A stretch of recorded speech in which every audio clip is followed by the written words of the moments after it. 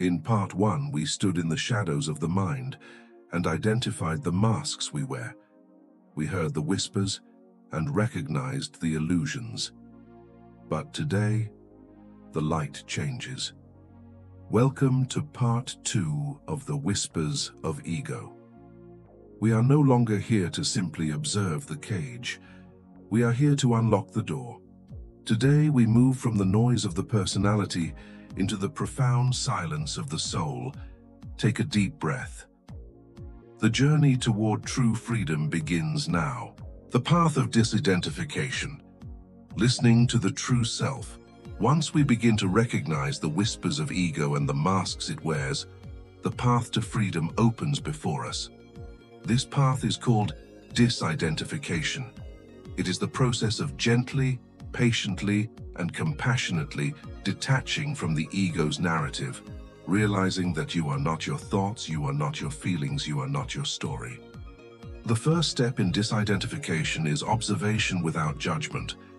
When the ego's voice arises, that critical internal monologue, that urge to compare, that spike of defensiveness, simply notice it. Don't fight it. Don't suppress it. Just say internally, there's the ego. It's trying to protect me again. It's trying to tell me a story. By observing it, you create a tiny space between you and it. In that space, freedom begins. Next, cultivate the pause. The ego often drives us to react immediately, to defend, to retaliate, to prove ourselves. Before you speak, before you react, before you reach for that familiar defense, simply pause, even a breath-long pause. In that pause, you introduce consciousness. You give yourself the opportunity to choose a response that comes from your deeper wisdom, rather than the automatic programming of the ego. Then practice inquiry. When the ego whispers you're not good enough, instead of believing it, ask, is that truly who I am? Or is that just a thought my ego created? Where is the evidence for this thought in my deeper being? When the ego urges you to compare, ask, what is this comparison really serving? Is it bringing me closer to peace or further away? Question the ego's authority. Challenge its long-held assumptions. This practice is not about silencing the ego completely. That's often an impossible and frustrating task. It's about changing your relationship with it. Imagine the ego as a child who constantly needs attention. You don't abandon the child, but you also don't let the child run the entire household. You listen to its concerns, you acknowledge its fears, but you, the wise parent, remain in charge. The true self, your authentic spirit, is always present. It is the quiet, calm knowing beneath the ego's chatter.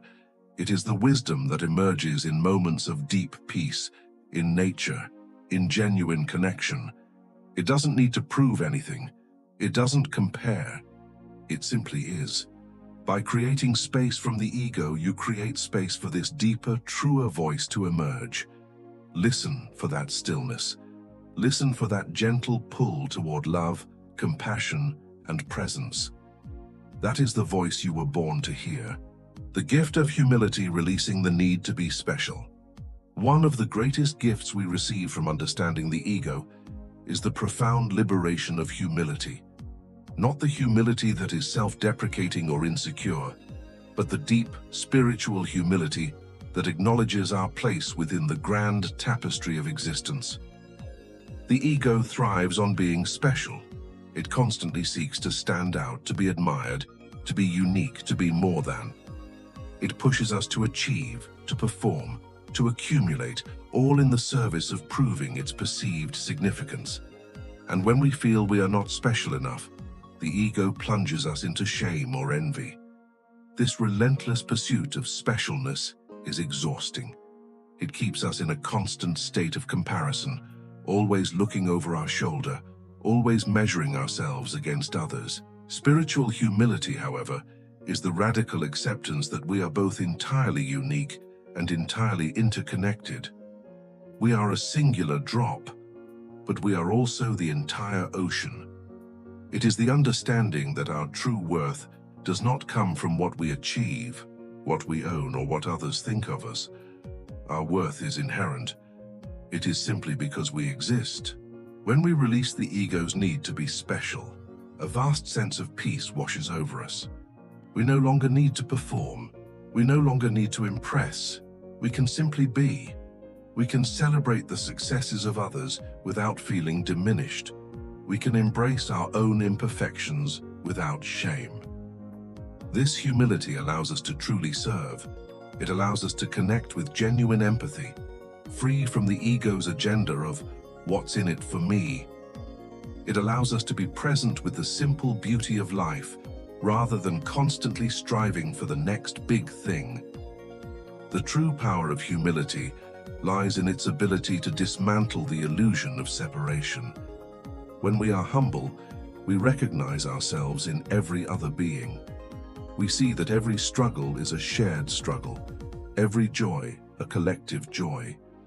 We understand that our unique gifts are not for our own glorification, but for the upliftment of all. Embrace this humility. Feel the weight lift from your shoulders. You don't need to be more, you are already enough. Your existence itself is a miracle woven into the fabric of creation. Rest in that inherent worth. Living with awareness, integrating ego and spirit. As we conclude this hour of deep introspection, understand that the goal is not to eradicate the ego. The ego is a part of the human experience. It is a tool, albeit one that needs conscious calibration. The goal is to live with awareness, to integrate the wisdom of your spirit with the practical functions of your ego. Think of your ego as a loyal but sometimes overzealous servant. It has good intentions, but it often gets carried away. Your spirit, your true self, is the wise, compassionate master. The master doesn't fire the servant. The master teaches the servant to serve wisely, to listen to higher guidance. So as you re-enter the world, carry this awareness with you. Observe the whispers. When the internal voice arises with its comparisons, its judgments, its fears, simply notice it. Don't engage in a debate, just acknowledge, there's the ego's story. Practice the pause. Before you react, before you speak from a place of defensiveness or pride, take a breath. Give your true self a chance to respond. Anchor in your worth. Remind yourself daily that your value is inherent. It is not tied to your achievements, your possessions, or anyone's approval. You are worthy simply because you are. Default text: embrace connection. Actively seek moments of true unity where the illusion of separation dissolves. Look for the shared humanity in every interaction. Cultivate compassion. Forgive yourself when the ego takes over. It's a lifelong practice. Offer the same compassion to your ego that you would to a child who is trying its best. This is the journey of conscious living. It is a path of gentle, persistent self-awareness.